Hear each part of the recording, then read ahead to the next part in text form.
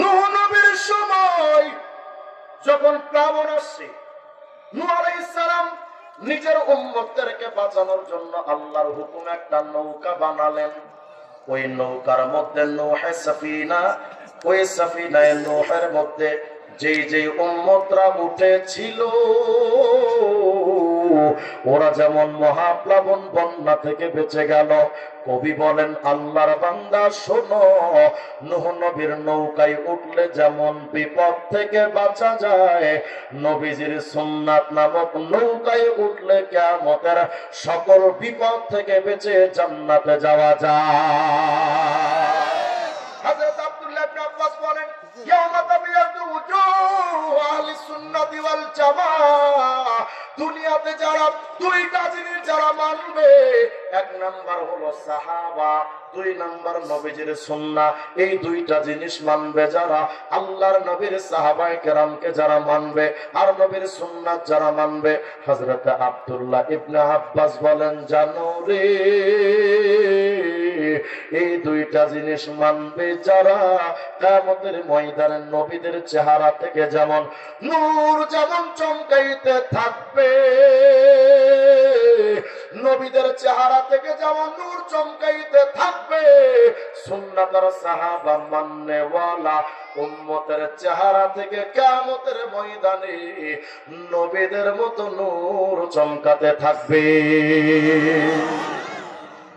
সাহাবায়ে কেরাম প্রশ্ন করলেন, ইয়া রাসূলুল্লাহ, এমন একটা সময় তো আসবে যে সময়টা আপনি থাকবেন না, আপনার উম্মতরা তো থাকবে। ও নবী, ওই সময় আপনার উম্মতরা আপনাকে মহব্বত করবে কেমনে?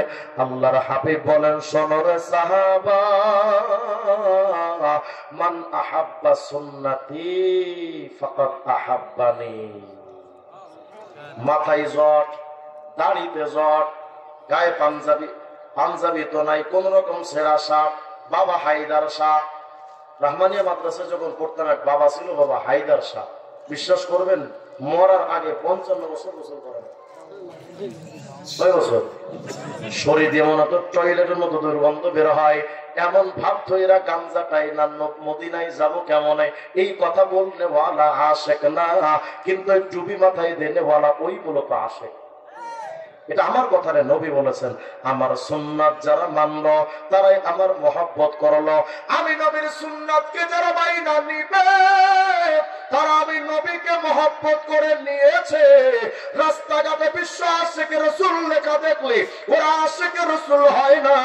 নবীর মতো টুপি লাগাইবা, নবীর মতো চুল কাটবা, নবীর মতো এক মুষ্টি দাড়ি রাখবা, নবীর মতো পোশাক পরবা, নবীর তরিকায় জুতা পরবা, নবীর তরিকায় ডান কাতে ঘুমাইবা, নবীর তরিকায় খানা খাইবা, নবীর তরিকায় গোসল করবা, নবীর তরিকায় ওযু করবা, নবীর তরিকায় মসজিদে ঢুকবা, সুন্নাত তরিকায়, নবীর তরিকায় বাথরুমে যাবি।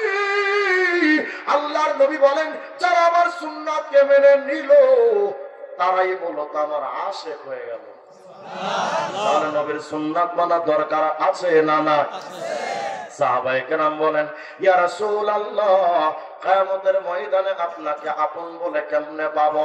আল্লাহর নবী আবার বলেন, আকসারু আলাইয়া সালাতান, এ সাহাবা, যে উম্মত আমার নামে বেশি বেশি দরুদ শরীফের আমল করবে রে, সেই মূলত কিয়ামতে আমার বেশি সুপারিশ পাবে। সুবহানাল্লাহ। আল কাউলুল বাদী নামক একটা কিতাবের মধ্যে আছে, জামানার শ্রেষ্ঠ একজন আলেম বুজুর্গ হযরত সুফিয়ান আস-সাউরি, হযরত সুফিয়ান বলেন, বাইনামা আনা বিত-তাওয়াফ, আমি সুফিয়ান একদিন পবিত্র কাবা শরীফ তাওয়াফ করতেছিলাম। ঘটনা সাধারণত আমি বলি না, কিন্তু আমলি সবক থাকলে ঘটনাটা শোনাই। ছোট্ট একটা ঘটনা, খুব মনোযোগ দিবেন।